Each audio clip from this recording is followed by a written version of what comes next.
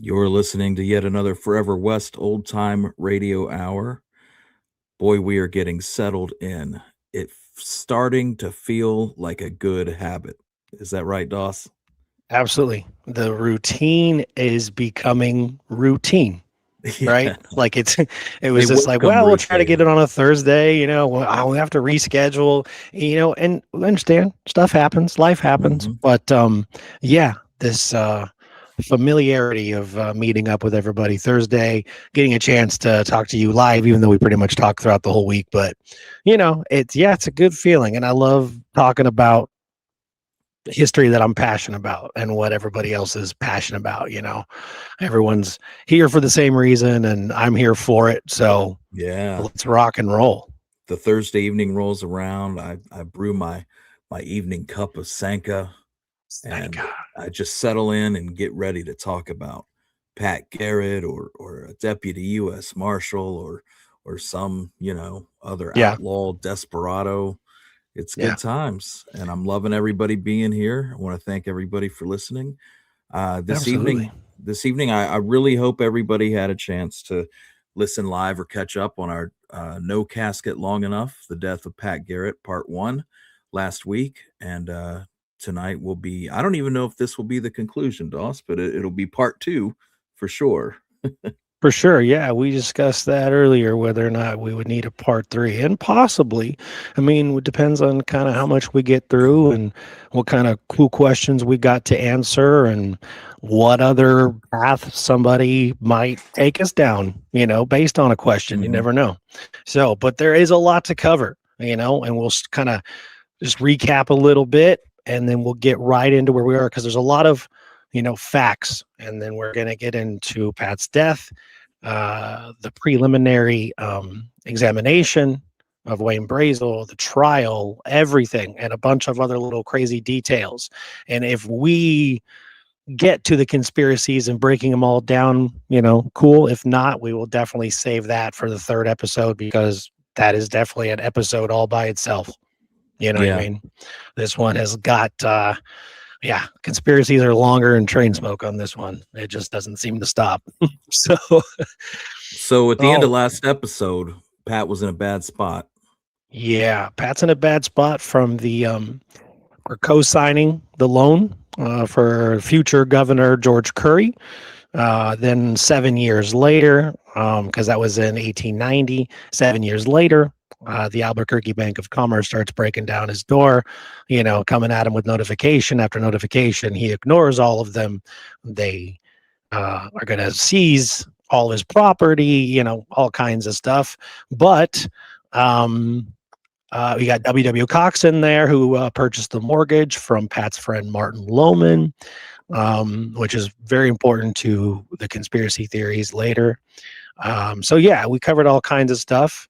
Where we left off, we also covered the goats and what happened between Brazel and Pat, the complaint. And they had the meeting, the hearing, basically, in Oregon, the Justice of the Peace, C.N. Anthony, and then Garrett withdrew his complaint. Wasn't expecting any problems from Brazel, and then a few months. Well, no, almost a year from the goats hearing and until his actual day of his death, almost a year. So so that's where we're at, and we left off with the fact that the El Paso Herald on March 2nd, 1908, is going to comment that Carl Adamson and James Deacon Jim Miller arrived by train in Las Cruces from El Paso. Now, the purpose of this trip was to visit the ranch of John Leatherman. The two men informed Leatherman they were looking to buy the old trope in this case, right? The Mexican cattle. And they would be sold in the United States, and they were looking for a convenient ranch to graze them until the fall. Okay. They couldn't reach a deal with Leatherman. Leatherman informed them that the former sheriff of Donna Ana County, Pat Garrett, was desperately in need of selling his ranches. And the Rock House Ranch was located only about 3.5, 4 miles to the east of the Leatherman Ranch. So, considering the space and the frontier, the mountains, everything, I mean, that's pretty much like Garrett's, probably one of his closest neighbors, right? 3, 4 miles away. So, and there is Mr. Jim Miller right there. Oh yeah, we got all kinds of photos and stuff that will pop up. And okay, so now I'm not going to do a big biography on Jim Miller. I would expect most people to know who he is. Okay, so we don't go too far off a path. We'll cover it quickly. So Jim Miller, former lawman, Texas Ranger, but of course he comes well known for his reputation as a hired killer. But Miller's main business was sheep raising, and he often purchased and sold cattle, horses, and goats. And October 10th, 1905, the Roswell Daily Record reported that Jim Miller was moving his sheep holdings to Roswell from Fort Worth, Texas. Okay, so hired killer, not cattle, horses, goats, sheep, stuff like that, something that he, deals with on a normal basis. Right. And anybody who's not sure too, we broke this up a little bit. Carl Adamson's wife, Amanda Clements, was the cousin of Jim Miller's wife, Sarah Frances Clements. So we got that out of the way. That's how they are related. Okay. Now, both Adamson and Miller's primary interest was dealing the livestock. And back in June of 1905, they were involved in a cattle purchase from a man named D.C. Pratt in Stevens, Texas. Pratt's going to end up filing charges on both of them, as he would claim that they resold the cattle before he'd been properly paid for them. Both men were arrested but were never charged. It was apparently settled outside of the courtroom. And I had an article for that one in there, but I don't know if it's I don't know if it's labeled under that one, under Galveston Daily News, June 23rd, 1905. I'm not sure if it's under there or not. I'll take a look for you. Let me see. But I did have that one. About them buying Garrett's ranch, or about the lawsuit? The one that would have been sometime in June of 1905. It may not be Galveston Daily News, but it's about this D.C. Pratt guy filing charges on them. Either way, gotcha. I did come across it. I'm not sure what happened exactly, how it was settled outside of court, but it kind of does give you some inclination that what we know about what their plans were with Garrett's ranch and whatever else, and what we can prove are two different things. But by the sound of this, is it a possibility that they were going to rip Garrett off? I would say that's probably a pretty good chance. You know what I mean? When I came across that, David had about maybe 3 or 4 sentences that, he dedicated to just that one part. 1905, they had this, I saw the newspaper article, and then when I started looking up that date in June, I found about 2 or 3 different ones that talked about it. And they all 3 say that it was settled out of court somehow. So not sure, but it kind of seems like they were up to no good with that, but they do have a history in dealing cattle, livestock, sheep, whatnot. Yeah. So, and not to get too into the conspiracies here, but I think that's a good thing to establish, because, one of the conspiracies is so dependent upon the secret meeting taking place where these guys get together and then they're like, we got to take care of Pat. We got to get him out of here. And let's bring in Jim Miller and Adamson and let's fabricate this story about them needing to buy a farm. And this guy's a hired killer. He doesn't need to buy a farm. I think it's pretty well established here that these guys, they were related by marriage. Yeah. They worked together. They did this. They were livestock raisers. And in addition to being a contract killer, nobody's disputing that. But this is not out of context for them. Right, exactly, because that is another part of the conspiracy theories, because there's numerous, and they all feature the same people for the most part and the same moving parts, but it just the theory and the goalposts they have to change over the years once something gets eliminated, and they're like, okay, so now we'll say this, right? Right.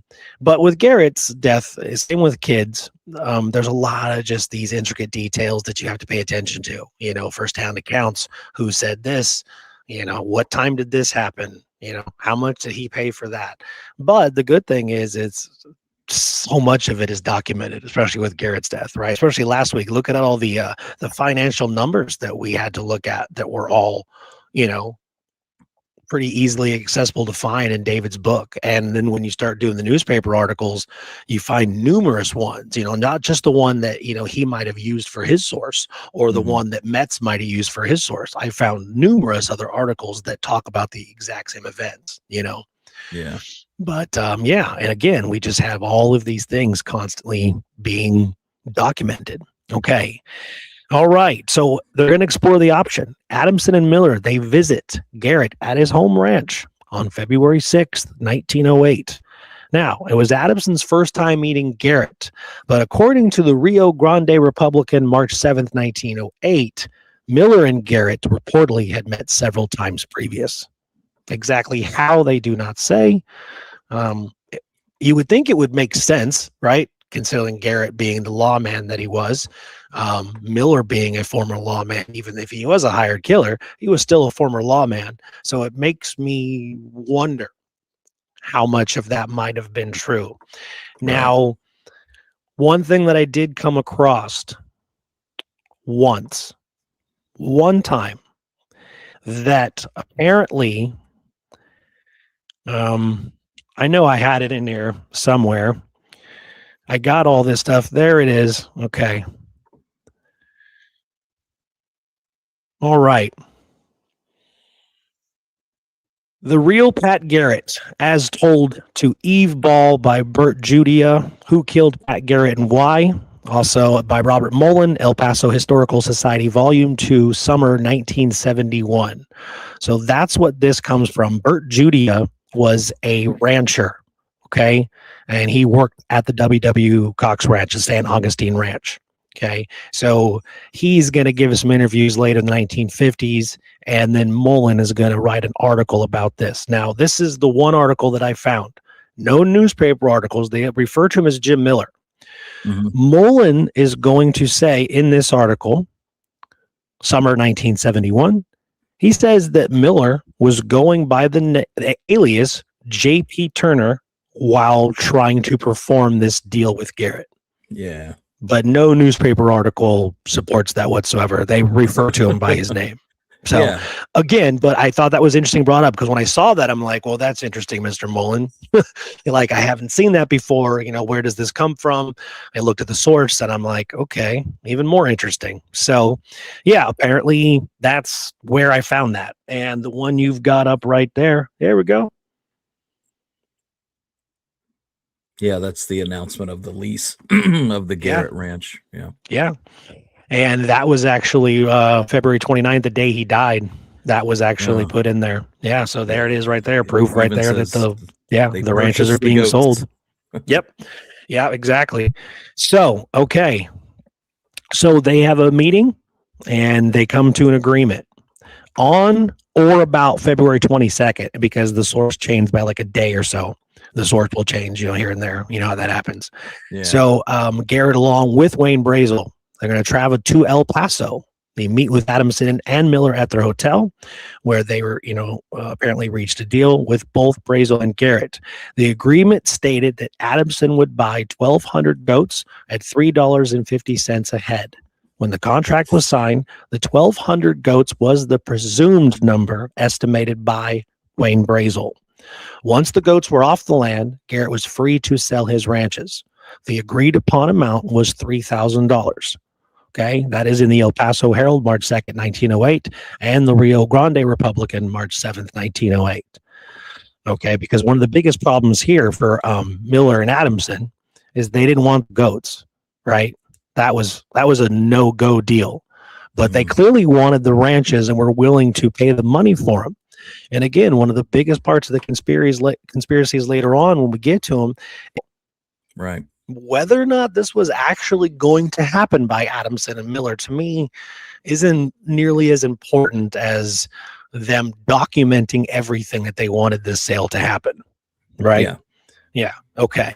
All right. Here we go. The details of the land goat transaction are settled. Carl Adamson travels to Las Cruces on February 28th. He rented a top buggy at the livery stable and rode out to Garrett's home ranch, arriving around 5 p.m. Adamson accepted Garrett's invitation to stay the night. This is not new information. Metz has it is in book. This all will come from Carl Adamson's testimony later on, and I will be very clear to make sure everyone knows when I get to that point, everything I'm about to say is what Carl Adamson says during his testimony. Okay. So he stays the night. And according to Adamson, that night at the ranch, he names the people. Okay. According to Adamson, people there were Garrett, his wife Apollonia, 3 children, Oscar, Pauline, and Jarvis. And Jarvis was about 2 years old. And 3 employees, Frank Adams, Tom Emery, and an unidentified Hispanic ranch hand. Is that the same Tom Emery from the capture at Stinking Springs? I believe so. Garrett seemed to keep contact with a lot of these guys. We see that in a lot over the time, right? He keeps in contact. David Wood, yeah, I did a lot of interesting connections. Emery was working for Garrett there. That's interesting. Yeah. I believe that would be the same Tom Emery. And if not, it would be very ironic that the name is exactly the same and spelled exactly the same. Right. Okay, next morning, February 29th, approximately 8:30 a.m., Adamson and Garrett got into the buggy and headed to Las Cruces to meet Miller and Brazel. Adamson was the one driving the buggy, and he was seated on the whip end seat, which is on the right. Garrett took with him his Burgess 12-gauge folding shotgun, and we've got all kinds of stuff on the Burgess in there. Yes. So designed for law officers, when folded, it fit into a custom leather holster that allowed the user to quickly draw, flip it into position, and fire. Now, Garrett's particular model had a transcription. I do not know what the transcription is, but unfortunately, I did not get that information in time, but I do know how to find it. So apparently there's a transcription on this shotgun that identified it as belonging to Robert G. Ross of the El Paso Police Department. Right. Okay. Ross died from an acute appendicitis in 1899. Okay. Yeah. And Garrett apparently purchased it from Ross's widow. Now, I found that in Mark Lee Gardner's book, To Hell on a Fast Horse. His source was Mark Wright, The Garrett Ross Folding Burgess 12-gauge, the story of a remarkable firearm and the 2 lawmen who used it. The Gun Report, November 1988. So if anybody has the Gun Report from 1988, November, it's probably a pretty damn cool article in there about the Burgess folding shotgun that Garrett was carrying with him that day. Yeah. Okay, so now, he's got a shotgun. Did a witness, is this credible that Adamson heard him say something about, if I see any birds on the way, I might nab some birds? And then and then later on, when they investigate at the death site, when they investigate his Burgess 12-gauge, it is loaded with number 8 birdshot. That's wild. You can see in the holster here. It's not too clear, but the advertisement. Yeah, look at that thing. Yeah, this is one of their early advertisements from right around like 1900 or so. Yeah. Now, pretty damn cool, man. I also want to talk about. So they go to El Paso, they make the deal, right, and then they come back, and then there's a discrepancy in the number of goats, and this bugs Adamson, and he's like, I'm not paying for, what is it, 1,800 goats instead of 1,200 or something like that. Right. And that will come up on the way to Las Cruces, not at the original meeting. Right. So did they come to Las Cruces to seal the originally agreed upon deal, and then they found out about this goat problem on the way? Or was the goat problem the reason for this meeting? No, the goat problem of the 1200 to all of a sudden 1800, It kind of literally, it comes in dialogue on the way to Las Cruces. wow. Okay. Yeah. Because everything beforehand all says 1200. Right. And then Adamson is going to, give his full testimony at the preliminary hearing and examination, whatever. And yeah, that's what he says. So yeah, on the way, everything's going great. There need not be a conspiracy up to this point because not really. Garrett wants to sell. Yeah. Miller and Adamson want to buy. I mean, this Exactly. is Right. all just fitting together nicely. So Yeah, again, Garrett, exactly, and it obviously, and then the John Leatherman guy, he's 4 miles away, but so not very far at all. But the word is out, right, in the Oregon mountains that Garrett wants to sell his ranches, right? People know about it, so that's another thing, that is easy to point out. It's not a secret by any means at all. Like I think everyone probably knew in Las Cruces that Garrett was in a lot of financial problems. oh yeah. Oh yeah. So Iowa Joe says, why would he have birdshot loaded? That's just going to piss someone off. And I think that's the thing. It shows that he didn't really intend upon leaving his house to commit an act of murder. I think it shows he really was just like, I'm going to shoot some birds if I see any. Yeah, there is actually, of course, he's playing off of family accounts, but that doesn't necessarily mean that it's wrong. David did include it, and I remember to put it in here just in case. Jarvis is gonna years later recount from family memories or family stories because he was only 2 or 3 years old on this morning, but he was alive. The story goes, that Pat and Adamson were in the buggy. They were leaving, and Pat kind of last minute was like, I think I'm going to bring my shotgun, right? And shoot some, if I get a chance to, shoot just a couple birds on the way back.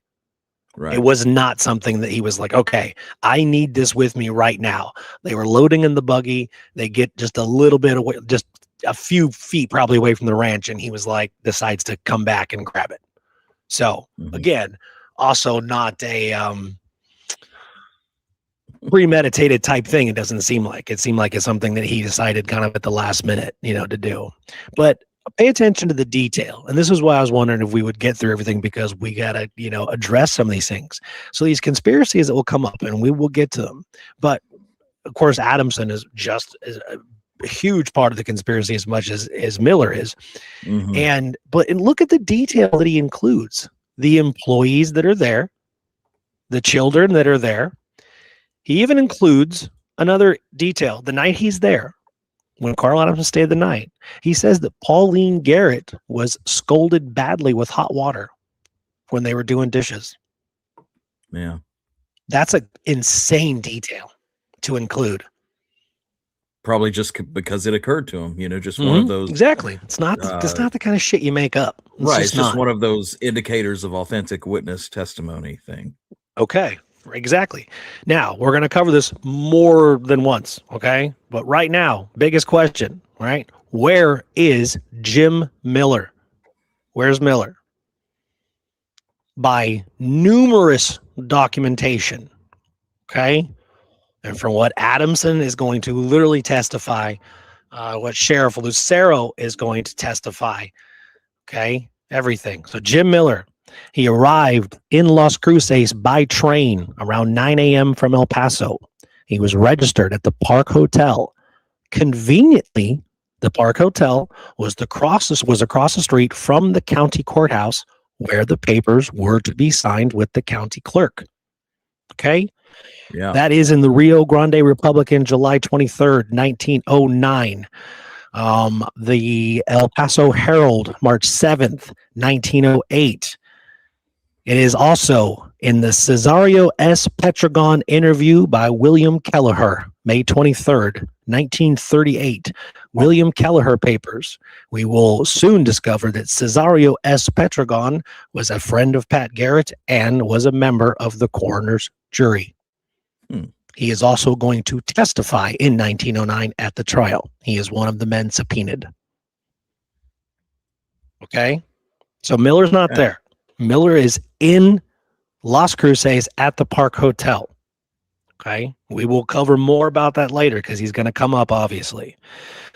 Okay. This is another important detail. In order for Garrett to make sure that Brazel arrived to meet them, he sent a note by one of his ranch hands to the Cox Ranch at the San Augustine Ranch where Wayne Brazel was employed at the time. Brazel couldn't be located, so the note was left with 18-year-old Olive Boyd, the girlfriend and later wife of Wayne Brazel. Okay? That information about the note came from Bert Judia, interview by Eve Ball, December 30th, 1956, and then also in the Frontier Times, February-March 1964, the real Pat Garrett as told to Eve Ball by Bert Judia. It was also included in the Who Killed Pat Garrett and Why, Robert Mullen, El Paso Historical Society, summer 1971. This is what Bert Judia says. Wayne Brazel was helping us shoe horses at the San Augustine Ranch when a note addressed to Wayne was delivered at the ranch house in the late afternoon. Olive Boyd, the Gold Camp school ma'am, spending the weekend with her friend Lena Cox, took the note to Wayne where he was working beside the blacksmith shed. The note was signed by Pat Garrett, reportedly named a time and place where Brazel must meet him and come to an agreement one way or the other, and then go together to Las Cruces to meet the men who were waiting to take over the ranch. The note said the time as 10 o'clock the following morning, the location specified as the junction in Alameda Arroyo, where the road between Las Cruces joined a side road from the ranches east out of town. Now, how specific is that? Pretty specific. Yeah, man. When I came across that, I was like, whew, put my hands together like a prayer, and I'm like, that's great information. That's great. Yeah, that was also the same article, the Robert Mullen one, where the only one that I came across that apparently Jim Miller was going by J.P. Turner, which I guess if that was true, which I didn't find anything by that he would, use an alias for this deal. It would satisfy the question later on. People are going to ask Garrett researchers, historians, why did Garrett, a known lawman and a known proud lawman, you know what I mean? Why did you get involved in a deal with someone like Jim Miller, unless he wasn't aware of who he was? I just don't think that's possible that Garrett wouldn't have known. I mean, again, the contemporary newspaper articles say J.B. Miller. Yeah, all of them. Like, if you're using an alias, that's not a very good cover. If the newspapers are saying you're Jim Miller. Yeah, J.B. Miller, James Miller. A couple of them, of course, they refer to him as Preacher Miller, Deacon. But it's no J.P. Turner at all. I didn't come across, even a couple years later before he died. I didn't see anything like that at all. So very interesting, but good piece of information from Mr. Bert Judia. So that's what the note says. Very, very specific. Okay. All right. Now, the events that are about to follow are taken from Carl Adamson's sworn testimony in Brazel's preliminary examination, which took place on March 4th, 1908, and that examination was performed with Sheriff Lucero from Las Cruces, Attorney General of New Mexico, Jason Hervey, and Governor George Curry. Okay, so what I have done with this is basically everything I'm saying is how he answered questions. I will even give you some of the questions he was asked, and then we will find out from the one witness who is there exactly what happened. Okay, so everything that I'm about to say comes from him. I just formatted it into sentences. Okay, now, the first time Adamson and Garrett saw Brazel was about 1 mile past Oregon. Brazel was carrying a Winchester rifle in a saddle holster. Unknowingly to Garrett and Adamson, Brazel also had a .45 in the waistband of his breeches.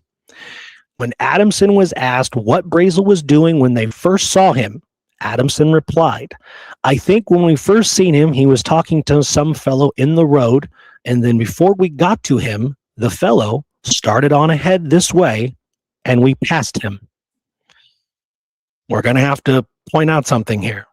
In the conspiracies, that man that Brazel is supposedly speaking to is Archie Prince Road, right?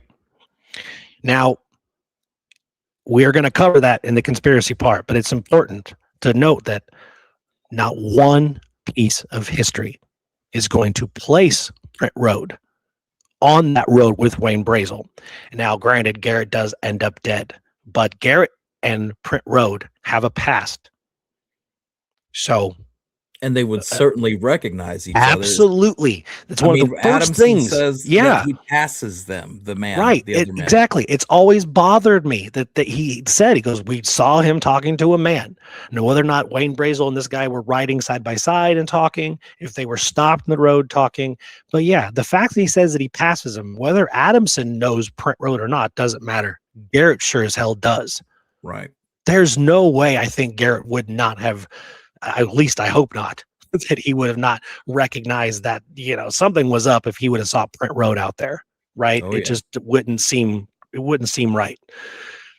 So, but that needs to be said, because so many historians place Print Road, or they go, well, a lot of historians and researchers think that it was Print Road, like they speculate, but there's not one thing that anyone ever says, not even the next 100 years, do they ever specify who that man was. And Adamson said he didn't know who he was. He didn't recognize him, So again, that man passes him. Okay. And, okay.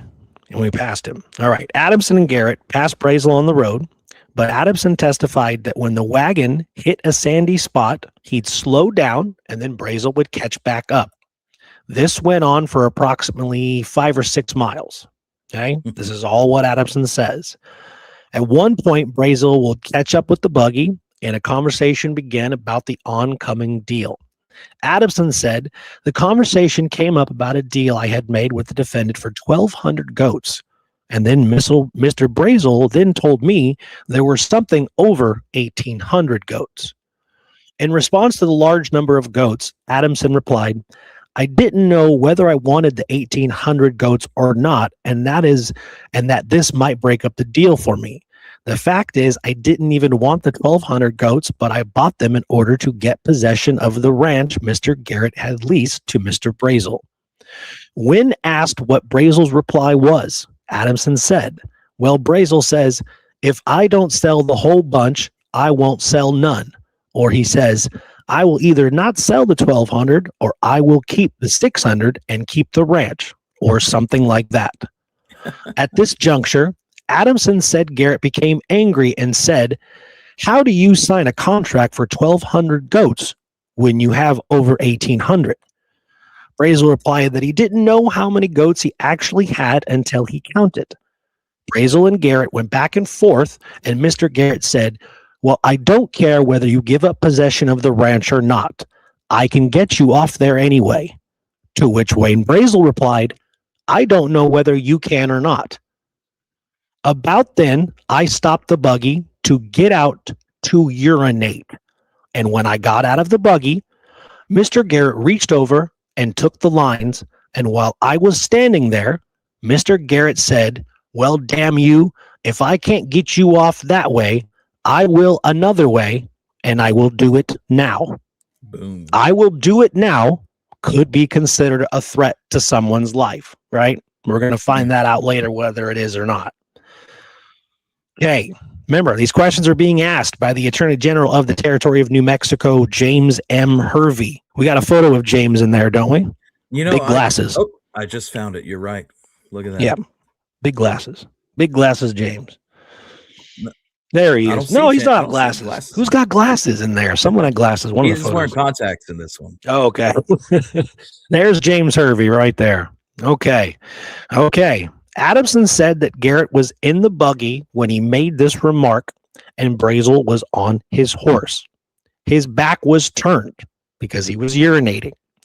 After he heard the comment made by Garrett, he heard a racket, and that's exactly the words he uses. He heard a racket, and when he turned his head just a little, like this, This is what he's saying. He saw Garrett now standing on the ground about 2 feet from the side of the buggy. When asked how many seconds after he heard the remark from Garrett did he turn around, Adamson replied, about 3 or 4 seconds, and then he heard a shot fired. When asked if the shot was fired before or after he turned around, Adamson replied, just about when I turned around. Yeah. Who shot? I would judge Brazel. When asked what Brazel was doing when Adamson first turned around, Adamson replied, when I first seen the defendant, he was sitting on the horse with a 6-shooter in his hand. Any other shots? Yes, sir. Another. Who shot? Brazel. Did you see him? Yes, sir. When you first turned around at this shot, what did Garrett do? After this first shot, Garrett kind of staggered and then fell back. Were they facing each other? Well, I think Brazel was kind of sideways. Adamson said he did not make any examination of the body as he was frightened himself. He stated he was frightened, so he didn't touch the body or whatever. He did say he placed the lap robe over Garrett's body before he and Brazel rode into Las Cruces. Okay. Pierre, So if you can hear me, please chill out. He is bombarding me with photos. So the racket that Adamson heard. Yes, we will cover that, but what do you think it was? It's Garrett hopping down from the wagon. Right. Exactly. Yeah, they'll cover that very in detail in the preliminary and the trial too. It's one of the biggest things that gets brought up. Yeah. Okay. All right, so we got all those questions. Adamson was then cross-examined by Brazel's attorney, Herbert B. Holt. And check this out. Herbert B. Holt is the same attorney who represented Pat Garrett in his legal foreclosure of his ranches with the Bank of Commerce in Albuquerque. How crazy is that? All right. Holt will ask if Garrett was armed. And Adamson said he had never seen anything like it before. It breaks right up and you can put it in a small case. Adamson stated that Brazel handed Adamson his revolver and Adamson placed it in the buggy and they rode into Las Cruces. Okay. They went to the sheriff's office and Brazel turned himself into Sheriff Felipe Lucero. Sheriff Lucero recalled the moment as follows. I was getting ready to go to lunch when the door to the sheriff's office opened and in walked Wayne Brazel, looking hurried and upset. He had his gun in his hand, and as he came up to my desk, he laid it in front of me. Lock me up, he said. I've just killed Pat Garrett. I laughed at him, saying, what are you trying to do, Wayne? Josh me? But he insisted he had just shot and killed Pat Garrett with his .45 out on the Oregon Road. Kind of seemed to... Ma said dinner's ready. Come on, get your dinner. Okay. All right. But he insisted. Yeah. Look at them. But he insisted he had shot and killed Pat Garrett with his .45 out on the Oregon Road. I gave him a second look and saw he wasn't joking. I put his gun in the safe and locked him in my cell. The man who was with Pat, Wayne said, when I killed him, is outside the jail sitting in Pat's buggy. He's a man named Adamson, and he saw the whole thing and knows I shot in self-defense. Mm-hmm. Now, either Wayne Brazel really is dealing with a self-defense case here, or he is one smart guy. Because he is laying the groundwork right there with that sentence. Right? Yeah. He really is. Here's the gun. I shot him. In self-defense. Here's a witness. Now, in the conspiracy theories, a lot of this would seem, because the way they word it in the theories, this is all a setup, right? Adamson is in on it. Brazel is in on it. Brazel is the posse. He's the stooge, right?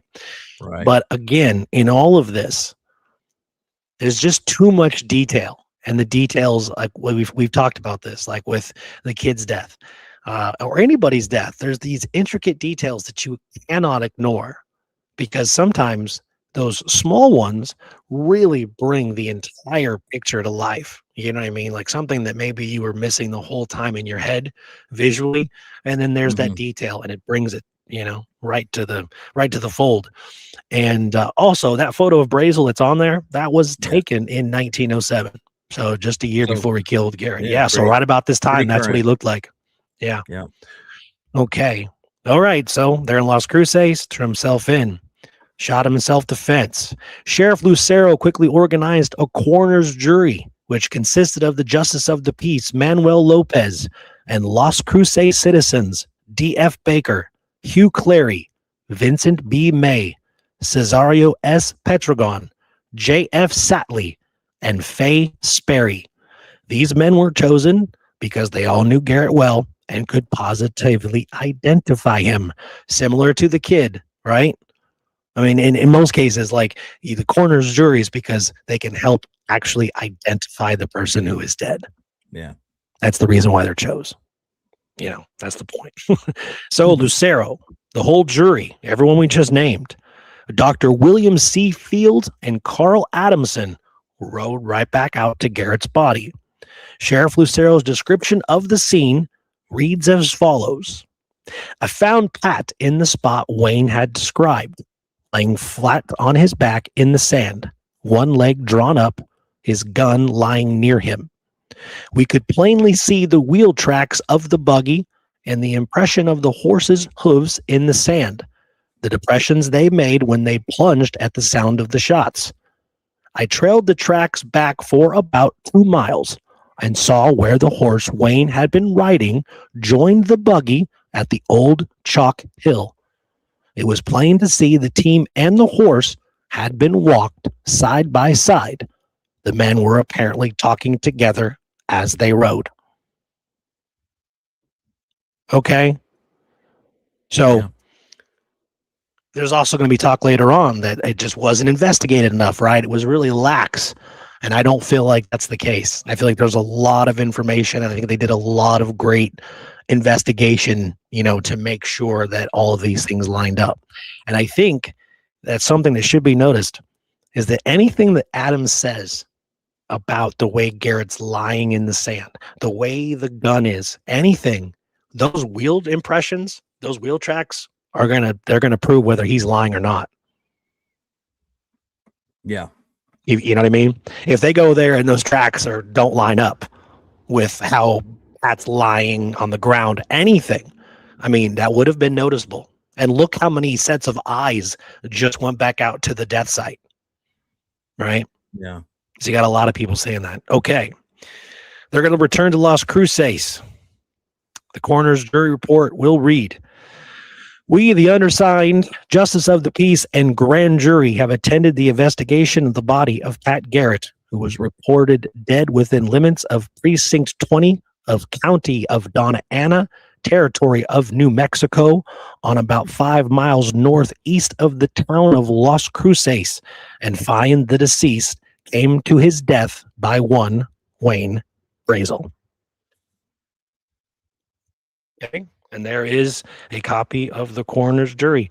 Now, this one, very quickly, without a big crazy side path, just like Billy's original coroner's jury report, it's going to go missing. Okay? Same thing. Just filed somewhere it shouldn't have been filed. Then buildings close, buildings move, files move, things shift around, and then this would not get discovered until 2017. Wow. Yeah. Dang. Yeah. I mean, it's just the nature of the beast. You file these, okay? They're dead. Yeah. It is registered, it is recorded, and then 20, 30 years later, 40 years later, they're like, what do we do with this box of stuff? Oh, well, I mean, we know everybody in there's dead, so just put it in the corner over there. They're not concerned about it. They're not thinking about history preservation or museums. They're just like, hey, we need more room in this office. And that's how things get lost. Exactly. Yeah. And it is that simple. But when you have a if someone has an overactive, really good imaginary mind, then you go, well, no, this is a conspiracy. They didn't want it to be found. Yeah. Right. And I'm not saying in some cases that couldn't have happened, or if somehow just a whole courthouse just managed to burn down overnight. But, Right. yeah, it was another key thing, right? Well, we don't know who killed him because they can't find the coroner's report. So why would we believe it? That's another just ridiculous thing, even though it was reported in every newspaper in Texas and New Mexico and Colorado. And yeah. Okay. Dr. William C. Field, because he went out there, he describes the death scene as follows. They're him and Lucero's are very close together. There was poor Pat lying in the sand. I made a careful physical examination of the body. Pat had been shot twice, once in the head, once in the body. He was lying flat on his back, one knee drawn up.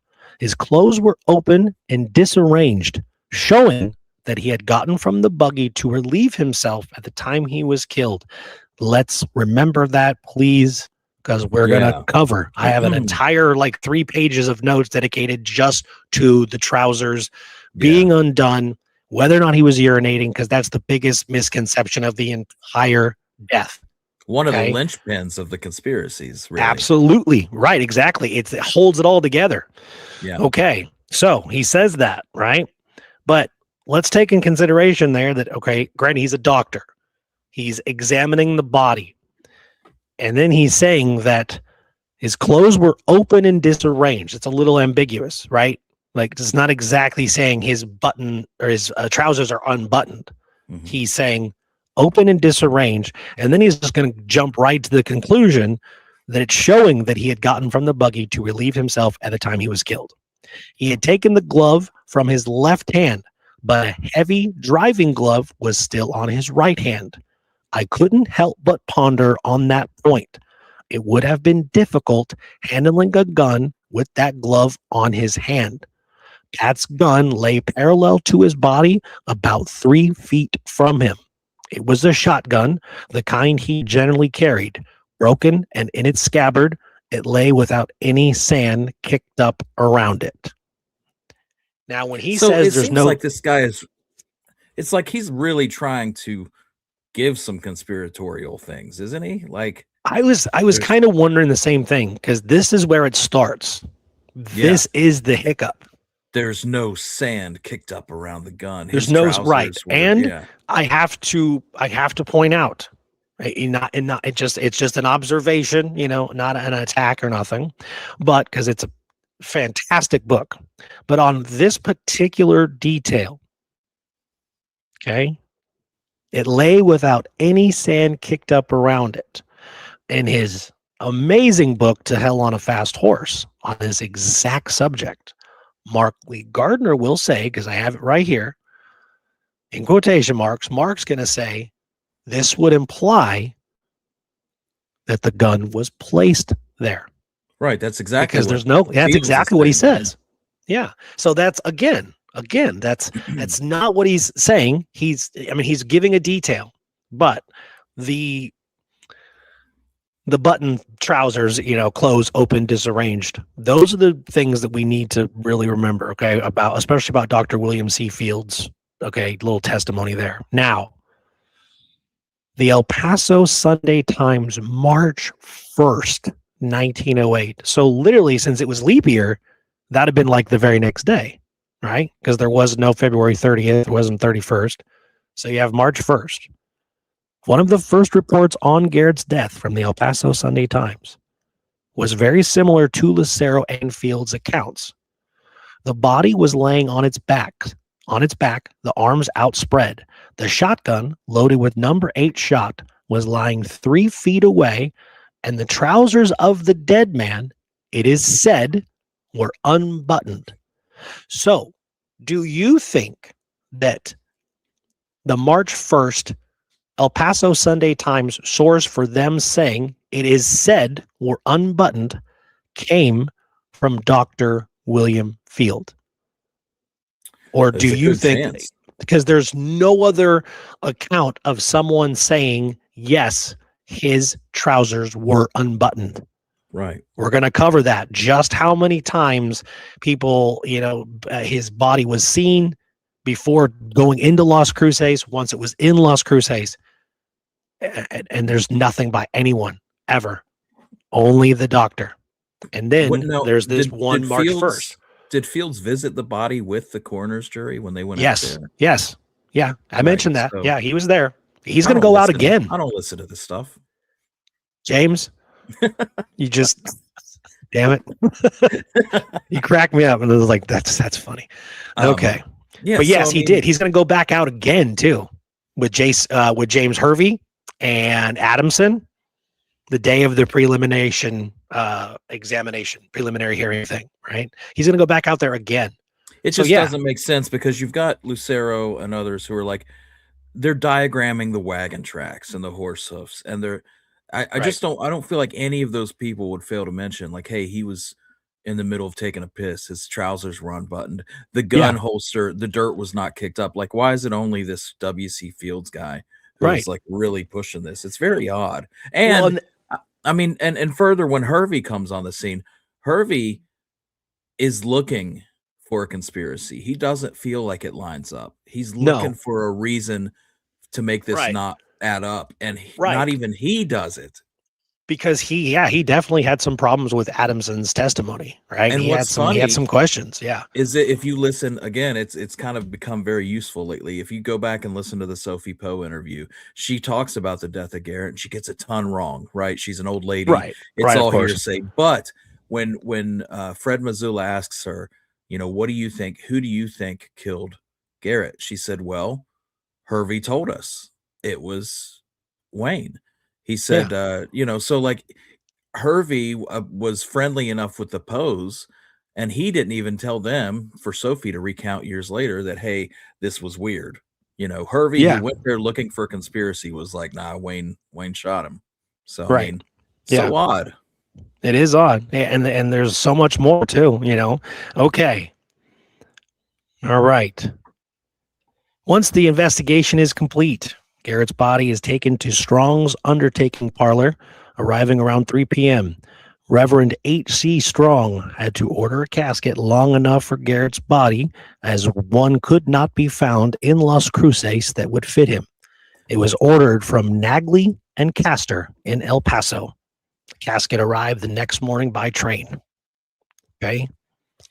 All details that can be found in numerous articles right after the death and right before the funeral. Okay.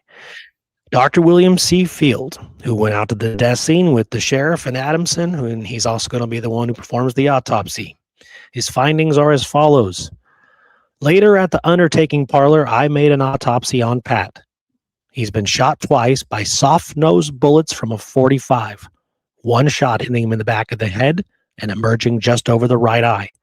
The second shot was fired when Pat was nearly on the ground, the bullet striking in the region of his stomach and then traveling upward. I cut the second bullet out behind the shoulder. I was sure he'd been shot in the back of the head because when I examined the hole, their hair was driven inward into the wound. I'm going to tell you something. I feel like that is one of the most ridiculous statements. Here's how I know he was shot in the back of the head, is because when I examined the hole, the hair was driven inward. How about the gigantic hole in the back of his head that fits the size of a bullet wound? It's just that one sentence, what I mean? That's how I know he was shot in the back of the head, because when I examined but it should be an important detail that the hair was driven inward into the wound. Okay, that is important.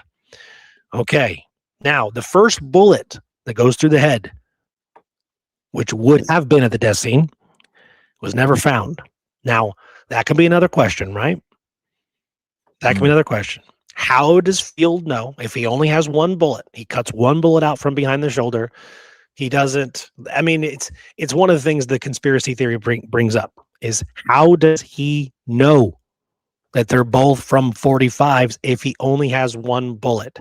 Well, I would assume that he has performed autopsies before, and he probably just assumed that, because the holes were, the same size caliber. Like, that's what I'm guessing. But I guess it is a good question.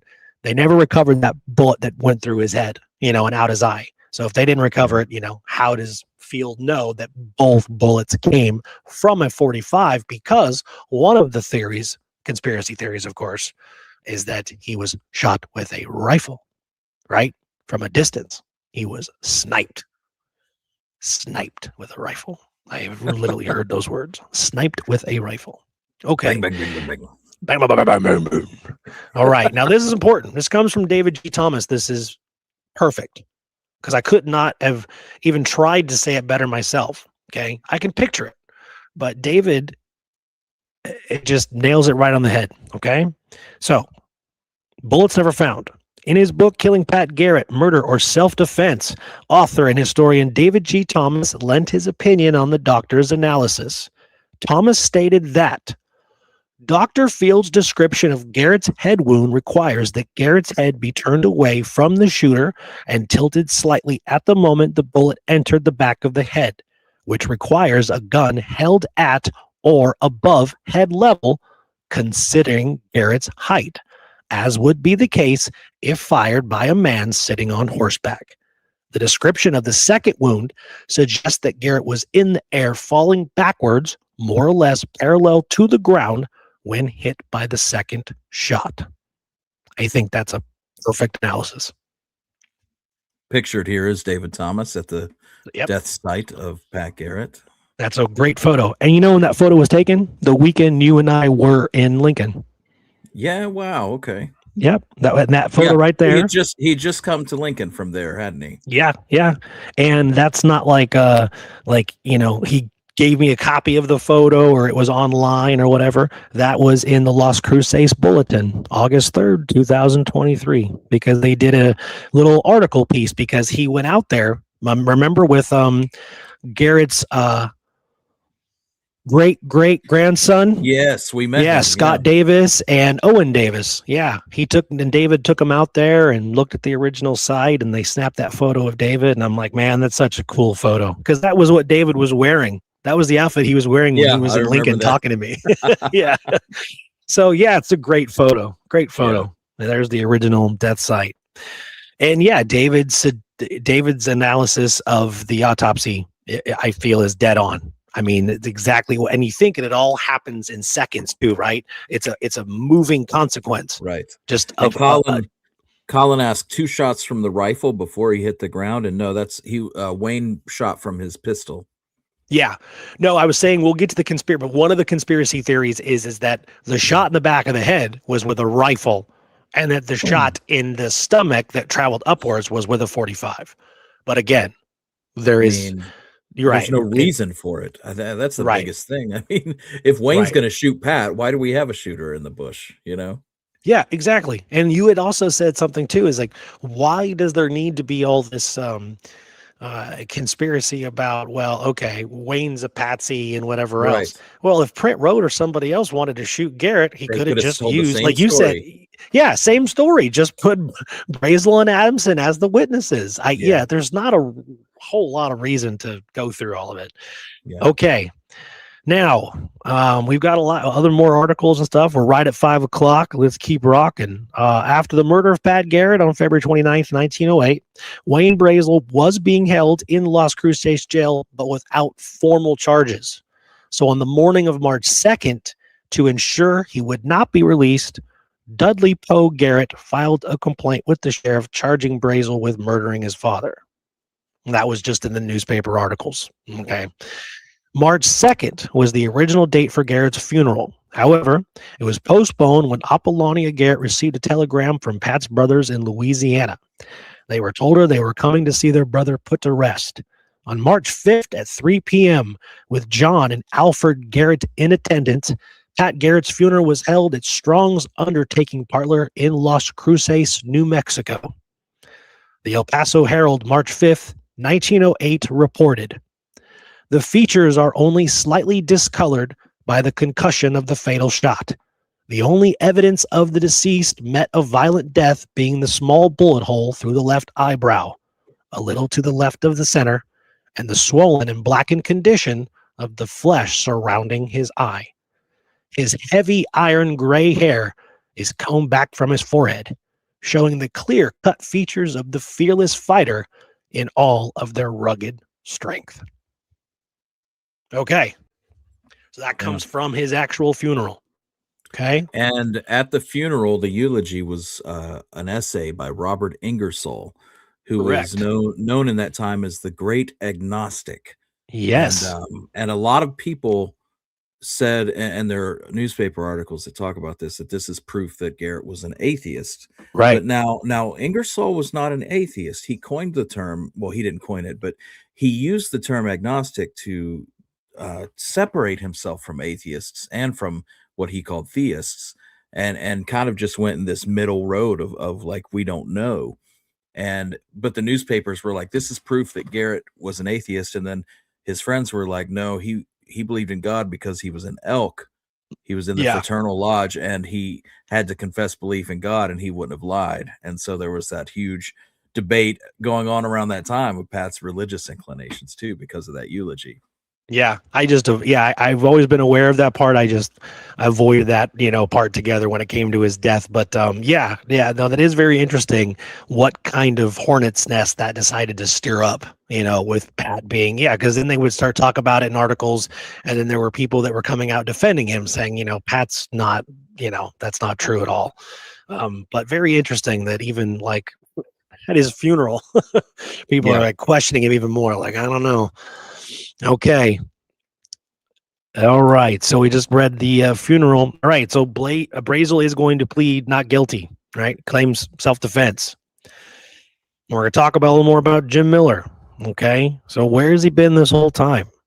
So while Garrett, Adamson, and Brazel rode into Las Cruces, Jim Miller arrived by train from El Paso. He was registered at the Park Hotel. And after Adamson and Brazel come into town, right? And they announce, they tell him, I killed Pat Garrett. They go back out there with the coroner's jury.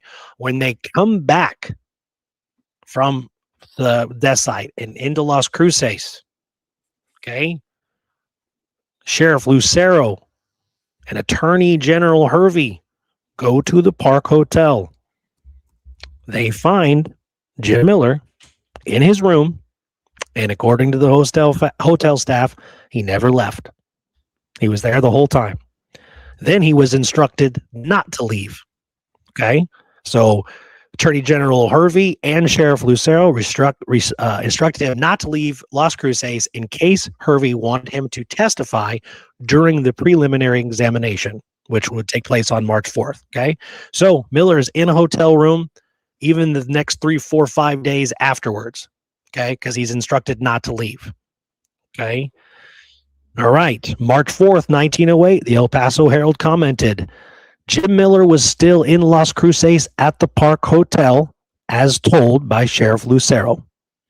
On March 5th, the El Paso Herald stated that Jim Miller has left Las Cruces for El Paso after he was not asked to testify during the preliminary examination.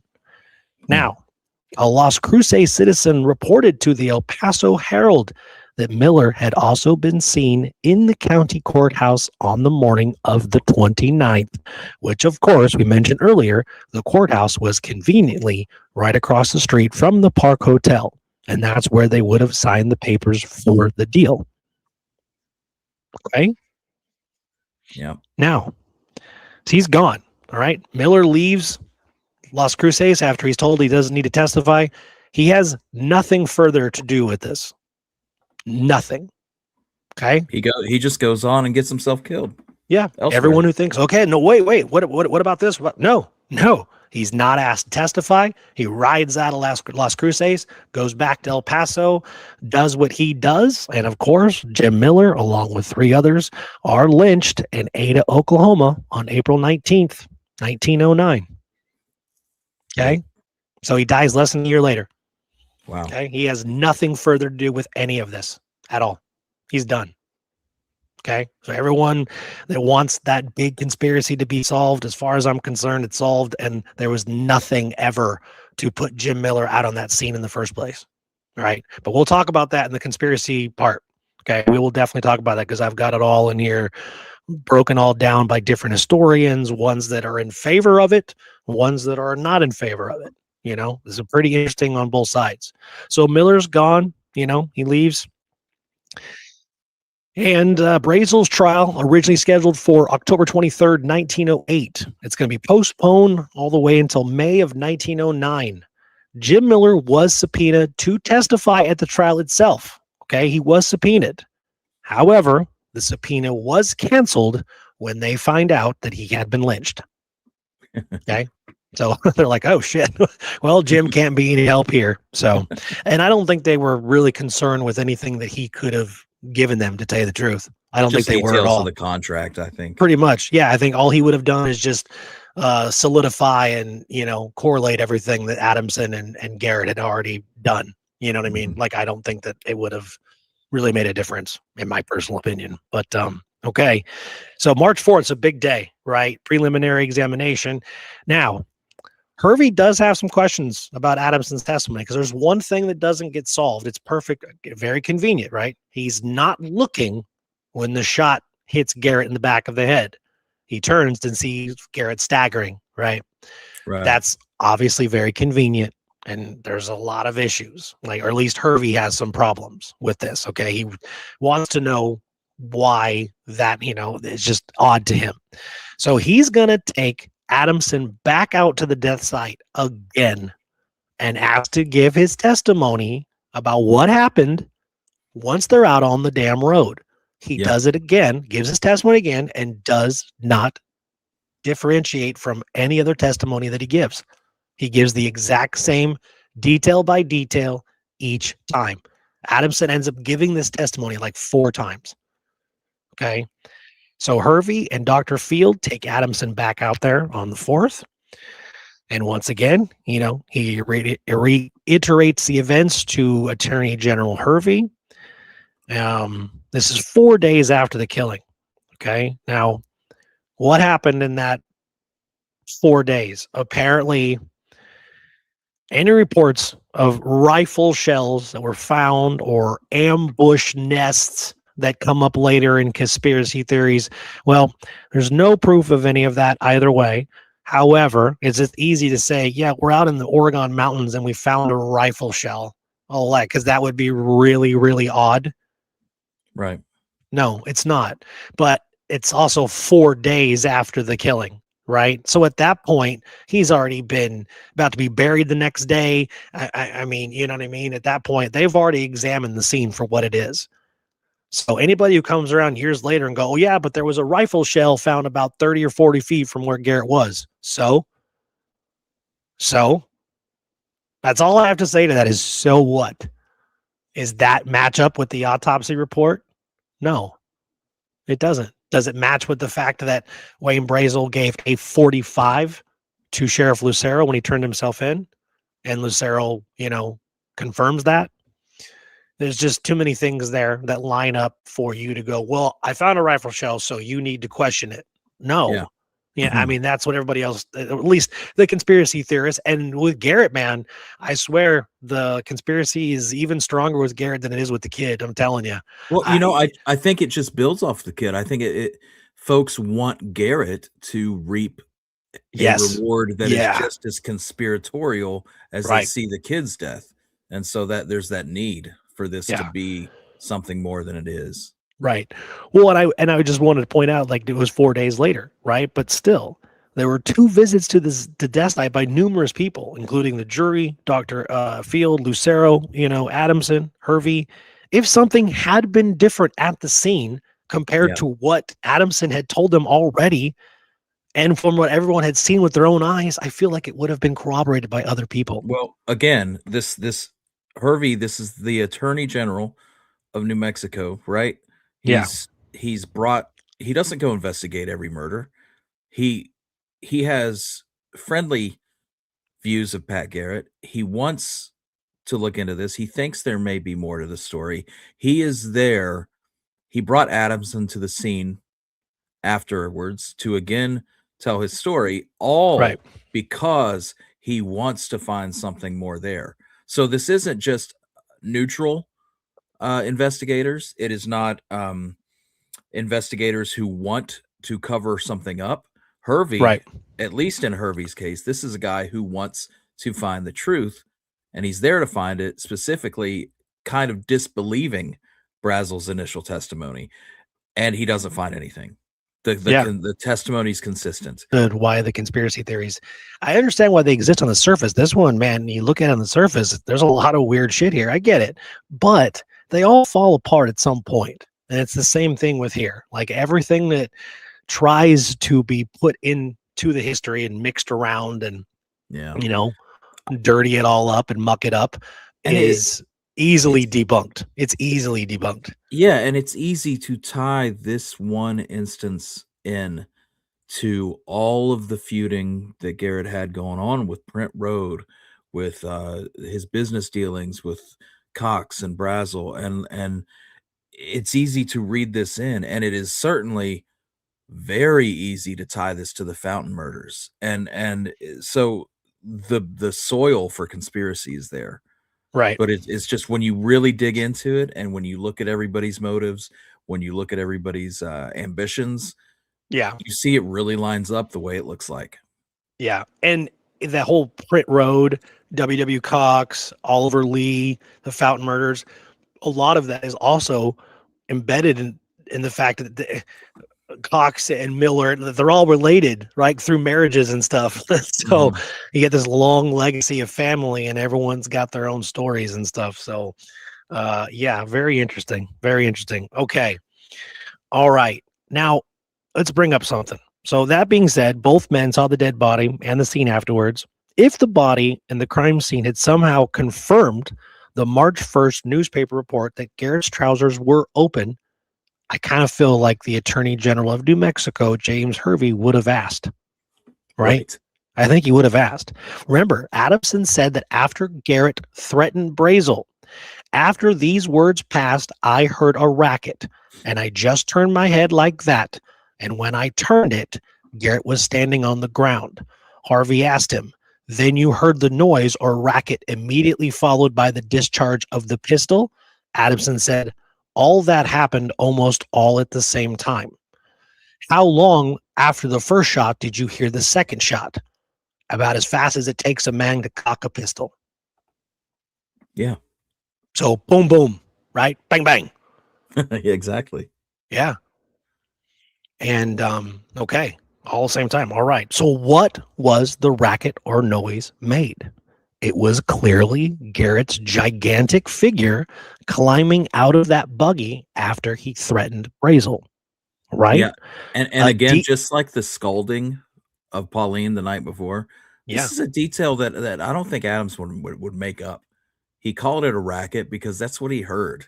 That's what he heard, right? He didn't know exactly what to. Exactly. Yeah, he couldn't say it was a 6'5" man climbing out of a buggy, yeah. Right? If it was the racking of a shotgun or something, he definitely would have known what it was, right? So he just said a racket because he was urinating, and I understand it's convenient that he's urinating, but it's kind of a little bit of a trip into Las Cruces, so I don't think that's really, out of the ordinary. He could have drank a bunch of coffee at Garrett's that morning. You never know. And again, it's convenient, but that might be exactly why Garrett jumped down at that point. Okay, we have to factor in the possibility that Garrett really did, have a temper and really did escalate things. So maybe he really did think.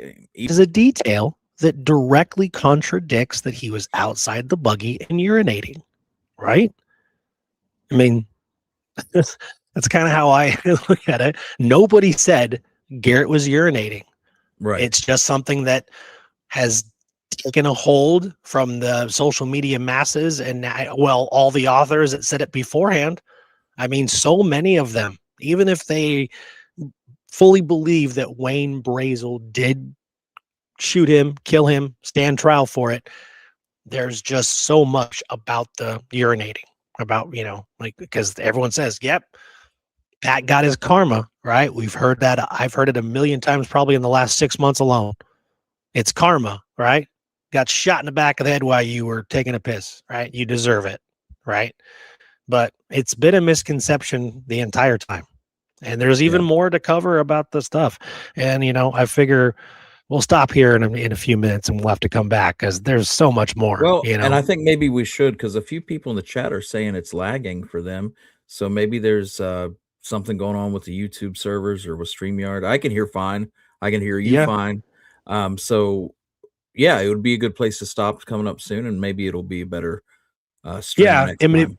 if there's any lagging in my voice here and there, it's like I'm trying to stay close to the mic without getting too close and like, having it like snap back at me. But sometimes then I get back and then I come in and I don't know if that's what they mean, but I haven't had anything happen Yeah. on my end at all that, so hopefully Huh. everyone Well, has been able to hear it. yeah, John, Misty, and Rollins say it was the whole stream. It was both of us. So it seems like it's not a personal internet issue on our end. I don't know. Damn, that sucks, Thanks man. YouTube. Thanks YouTube. Well, we've always had pretty good recordings with them Yeah, and stuff. So, who maybe it was knows? just a fluke evening. Who knows? Who knows?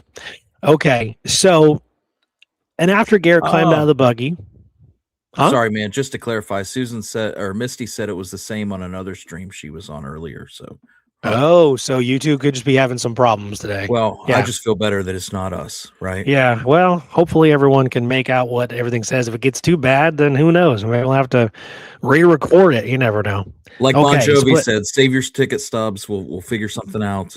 We'll come back and do another show. Yeah. So, so after Garrett climbed out of the buggy, he had to reach for the 12 gauge. Okay. This has already been testified to that it was on the buggy floor. Okay.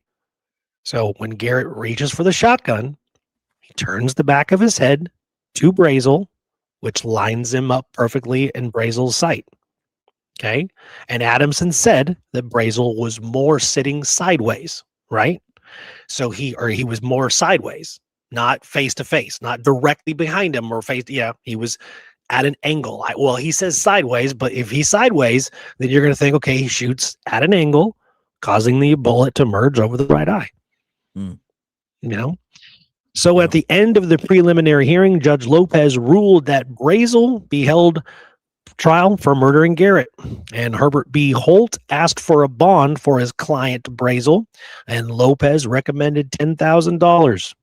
That bond was arranged by Brazel's employer, W.W. Cox.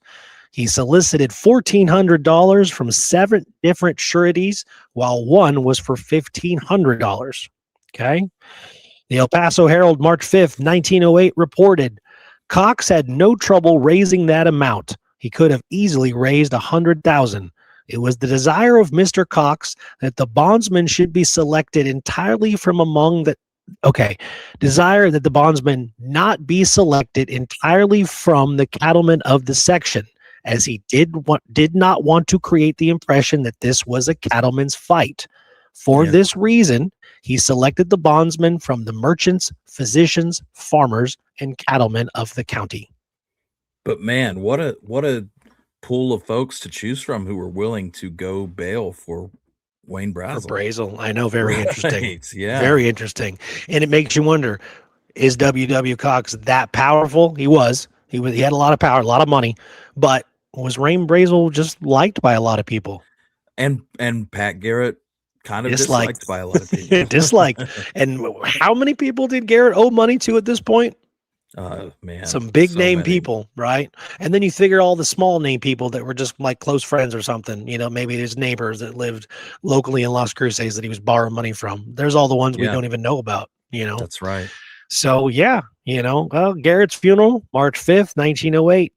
The pallbearers were Morgan Llewellyn, Harry Lane, Charles A. Kinnis, Numa G. Bucos, Hugh Clary, Tom Powers, and Governor George Curry. What a prick, dude. Right? And the man who just left him in the lurch. Right. And ends up being a pallbearer. Curry was actually asked to read the oration, but he declined due to political repercussions. Yeah, quote, that was very controversial to read an agnostic eulogy. Of course. Yeah, it makes sense now. When you brought that up, yeah, that's probably why he's like, I don't think I can do that. What's funny is I wrote an article about Ingersoll. He got into it on a public national newspaper scale with Frank James when Frank James surrendered and came back and was in jail awaiting his trial. He started jumping on Ingersoll, and Frank James was, on the side of the Bible and Christianity. So I thought it was ironic you had this outlaw in prison arguing for the Bible against Robert Ingersoll, the great agnostic lecturer of America. So it's very interesting, again, how someone's funerals, weddings, right? There's always drama that happens, and it usually, not always, but a lot of times it has nothing to do with the person who is either just died or the people who are about to get married, right? It's always somebody else's drama. It's like, and it always happens. All right, we're going to wrap it up in a few minutes here. So this got a couple good ones. Now, Brazel's original trial date scheduled for October 1908. Okay, it goes through by consent of both prosecution and the defense. But of course, some know the story. I did not give a lot of detail. I didn't make a lot of notes because to me, it's not, it's pretty well known for the most part. Carl Adamson is going to get arrested in June of 1908 for smuggling illegal Chinese immigrants into New Mexico. Him and another man named William Sutherland sentenced to 18 months hard labor in December 1908. They both appealed the case, posted bond, and then were released pending the decisions of the appeal. And that story has its own, I mean, dude, it's very detailed. There's a photo of the actual wagon that he was driving because the wagon was confiscated. Yeah. And it's how crazy. He fit 16 people in there, I have no idea. Oh, dude, are you kidding me? I was like, I felt bad instantly. Like, oh my God, how'd they fit him in there, man? That's just mean. But yeah, there's a whole story. So of course, I think that lends to other conspiracy tales down the road too. Well, he was clearly a criminal, right? So this falls in line with what they were going to do to Pat Garrett. Like, it's kind of nuts. I feel like it was just something else he got into, but I think at the very least we could say that Adamson was definitely a schemer. He seems like a schemer. Yeah. You know what I mean? All, for sure. I mean, it seemed to go hand in hand with a lot of those guys' occupations. Yeah. Okay. All right. One more, and it's a good one. This one's got an article and a couple of photos. December 5th, 1908. Apollonia Garrett sold the home ranch to W.W. Cox. She was not in a position to run the ranch without Pat around. I don't think Poe wanted to either. She had kids with some issues, obviously. So this was reported in the El Paso Herald, December 15th, 1908. That same article reported that Poe Garrett was planning to sell the additional Rock House Ranch as well. On January 23rd, 1909, Apollonia Garrett purchased a 2-room adobe house in Las Cruces for $550. She used the funds from selling the home ranch to W.W. Cox. And we have a photo of that home in Las Cruces because she would live in that home up until the day she died. This is also the photo. This is the house that she had the photo taken where she is holding the colt that killed Billy the Kid. That's the same house. Wow. Yeah. Yeah. They lived there. She lived there until she died. And then I think the kids sold it a few years after. So that's another point of conspiracy contention too, is that, W.W. Cox, Mr. Financier, ranch, right? He comes in perfect timing and buys the ranches from her, right? Or buys the home ranch from her, right? Yeah. But of course, remember, the home ranch was what W.W. Cox originally sold Garrett back in 1897 with the 2 watering holes. Yeah. Okay. And also something should be said about William Cox this time, if people are not really familiar with just how big he was. Okay. This guy was, dude, by like 1910, he had like something like ridiculous, but it's not exaggeration. He had something like 15,000 acres because he had like 8 ranches. He was a president of a bank. I mean, dude, yeah, he was a stockholder in other banks. This guy did everything by the record. He apparently, in that Robert Mullen article in the El Paso Historical Society, 1971, there's a line in there where Mullen, I don't know where he got it from, but he's quoted as saying that W.W. Cox was a man who was repeatedly heard saying over the years, "Look for the record." And if that's true, it really goes hand in hand with everything we've learned about W.W. Cox. He wanted a record of everything that he did with Pat Garrett on those ranches. Yeah. all the mortgaging of the livestock. Every time something moved or sold, he remortgaged it again. Yeah. You know what I mean? And not to get, we'll do an episode on this way down the line. Probably. I don't see why we wouldn't, but yeah, this guy probably knew who killed the Fountains too. yeah, I'll be honest, after all these years, I'm going to say that, yeah, he probably did. There's probably a lot more to that we don't know, Yeah, it's going to require, I would have to research that a ton before we even did an episode on it. Yeah. So, so next week we will start with the trial. But here's the thing. The trial will not be an in-depth thing because like Billy, okay, the preliminary examination is one thing because it was printed in newspaper articles and all kinds of stuff. The trial of Wayne Brazel, like Billy's, has no trial transcript, okay? So that's one of the biggest problems for researchers, of course. There's no trial transcript. So we don't know what everyone says, but we have a lot of details, just like the kids' trial. We know who testifies, who was subpoenaed, the dates, attorneys, everything. And of course, he will be found not guilty by self-defense, and we will cover all of those reasons why he's found not guilty. But the biggest problems with the trial was no trial transcript. Carl Adamson, although originally subpoenaed, his name was then crossed off. He does not testify in the trial. Why not? We'll talk about that. And then another big thing to remember, that they were, even as early as the trial, they were looking into the conspiracy theories. They were not ignoring it. Okay. Nope. The prosecution subpoenaed the Western Union Telegraph Company for all copies of the telegrams received by and to Wayne Brazel, Carl Adamson, Jim Miller, Pat Garrett, and W. Cox during the months of January, February, and March of 1908. That information comes from New Mexico versus Wayne Brazel, case number 4112, Donna Ana County District Court records, filed October 7th, 1908. And they did not find anything that would suggest a conspiracy whatsoever. Yeah. So I think that's a good place to leave it for the week. We covered a lot of ground, and I think we will next week we will basically talk about the last days of Wayne Brazel, because what happens to that man is so interesting and intriguing. We will cover that, and then we will cover all conspiracy theories, and then we'll tie up any loose ends, and hopefully we have, by it's all said and done, we've answered all the questions that anybody would ever want to know about the death of Patrick Floyd Jarvis Garrett. I'm here for it. All right. We'll see everyone next week. Have a good evening, guys.